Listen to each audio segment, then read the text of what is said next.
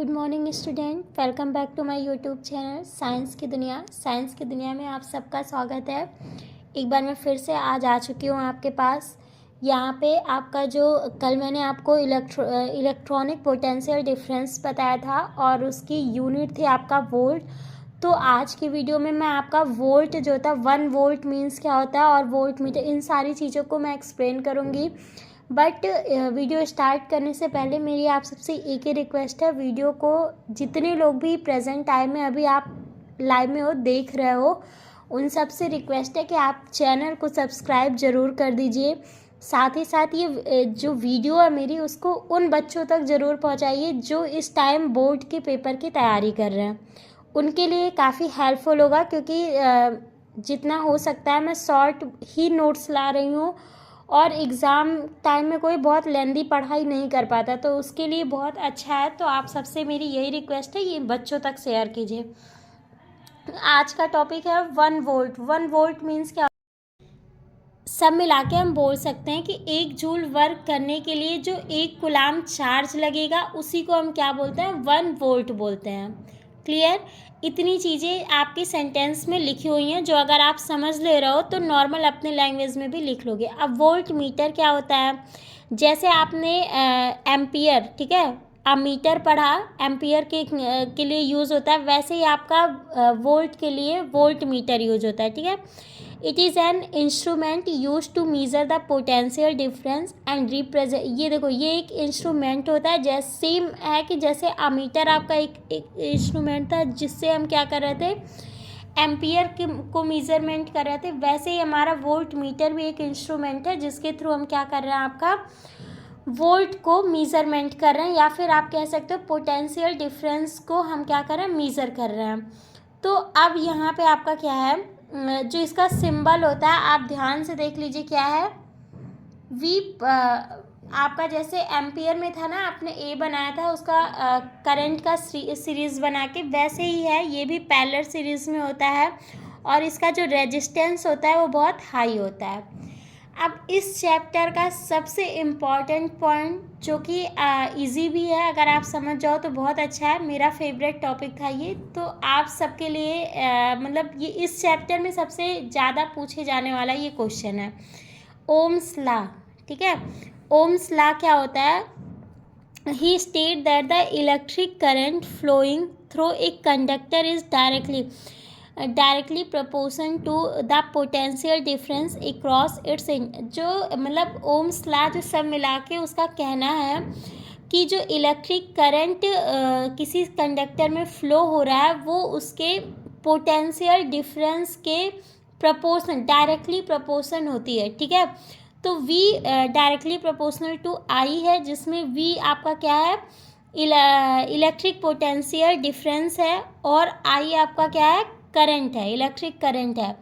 अब आपके directly proportional को हटाने के लिए हम क्या यहाँ कांस्टेंट का यूज करेंगे, जो कि R लेते हैं हम लोग, कैपिटल R, और इसी कैपिटल R को हम लोग ओम कांस्टेंट भी कहते हैं। ठीक है, इतनी चीज़ें क्लियर हुई।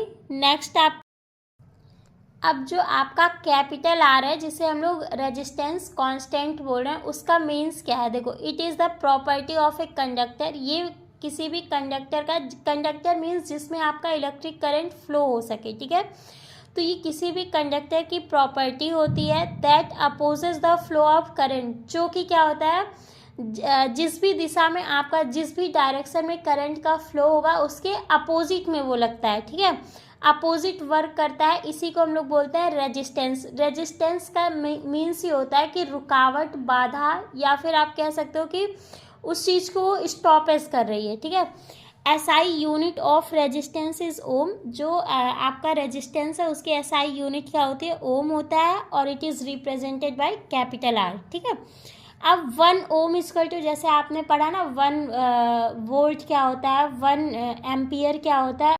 अब 1 ओम की बात कर लीजिए, तो इसमें सीधा सा है, 1 ओम का मीन्स क्या है, the resistance of a conductor, conductor की वह रेजिस्टेंस जिसमें क्या होता है 1 ओम, मतलब अगर वो 1 ओम है, when the potential difference across the conductor is, और साथ ही साथ जो पोटेंशियल डिफरेंस उसमें पाया जा रहा है वो कितना है 1 वोल्ट है, और उसमें फ्लो होने वाली करंट भी आपका 1 एम्पियर है। तो उस केस में आपका जो रेजिस्टेंस होगा वो कितना होगा 1 ओम होगा। फॉर्मूले में मैंने रख के आपको दिखा दिया है। अब देख लीजिए रियोस्टेट। रियोस्टेट क्या होता है ये भी समझ लीजिए, ठीक है। एज वी नो दैट, आप फॉर्मूला आपने पढ़ लिया, V equal to I R होता है, जिसमें V क्या है आपका पोटेंशियल डिफरेंस, I करंट है, R आपका ओम कांस्टेंट है। अब अगर आप चाहो तो I equal to V upon R कर दोगे, ये तो नॉर्मल सा है, जो अगर हमें निकालना है जो चीज़ उसको हम लोग करेंगे, ठीक है। It means that current is inversely proportional to its resistance. आप लोग ध्यान दो तो इसमें करंट आपका I क्या है, inversely proportional to capital R, जो कि आपका रेजिस्टेंस है। अगर स्क्रीनशॉट लेना है तो आप ले लीजिए, ठीक है। हाँ, अब नेक्स्ट देख लो। As a result we can say that the increasing और decreasing of the current accordingly in the circuit a component is used इस कार। देखो, किसी भी सर्किट के अकॉर्डिंग किसी कंपोनेंट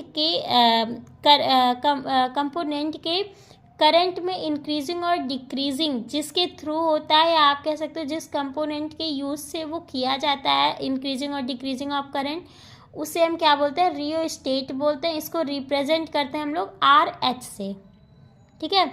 फैक्टर्स, अब आप ये देख लो कौन कौन से फैक्टर्स हैं जो आपके रेजिस्टेंस पे इफ़ेक्ट डालते हैं, ठीक है। तो पहला तो जो कंडक्टर होगा उसकी लेंथ इफेक्ट डालेगी, जितना ज़्यादा लेंथ होगा उतना ही ज़्यादा उसका क्या होगा, रेजिस्टेंस होगा। We can see that when the conductor length is larger than its resistance is high. अगर आपका क्या होगा, कंडक्टर लेंथ बहुत ज़्यादा होगा तो आपका रेजिस्टेंस उस केस में हाई होगा। On it's cross sectional area, second है आपका जो उसका एरिया होता है वो भी आपके रेजिस्टेंस को इफेक्ट डालता है रेजिस्टेंस पे। अगर आपका एरिया बहुत ज़्यादा होगा तो आपका रेजिस्टेंस कम होगा। क्यों ऐसा है, क्योंकि जो रेजिस्टेंस है वो एरिया के इन्वर्सली प्रोपोर्शनल है, ठीक है। इन्वर्सली का सेंस ये है कि वो अपोजिट होगा, एरिया ज़्यादा होगा तो रेजिस्टेंस कम होगा, और रेजिस्टेंस ज़्यादा होगा तो आपका एरिया कम होगा। क्लियर। फिर on the nature of material, material के नेचर का भी इफेक्ट पड़ता है, ठीक है। अब आपका इस अकॉर्डिंग अगर आप इक्वेशन नंबर फर्स्ट मान लो, इसको आप R जो डायरेक्टली प्रोपोर्शनल है इसको आप इक्वेशन नंबर 1 मान लीजिए, और इसे आप क्या मान लीजिए, इक्वेशन नंबर सेकेंड। फिर बोथ को आप मिला दो, ठीक है। जब आप बोथ को मिला देंगे तो आपका क्या हो जाएगा, R proportional to L upon A होगा ना। अब इस प्रोपोर्शन के साइन को हटाने के लिए हम क्या करेंगे, यहाँ कांस्टेंट का यूज करेंगे। वो कांस्टेंट जो होगा बाबू वो रो होगा, ठीक है। इस रो को लाएंगे तभी हमारा प्रोपोर्शनल का साइन हट जाएगा। R equal to rho L upon A, जहाँ पे ये रो क्या है आपका रेजिस्टिविटी कांस्टेंट है, ठीक। अब ये रो मीन्स क्या होता है ये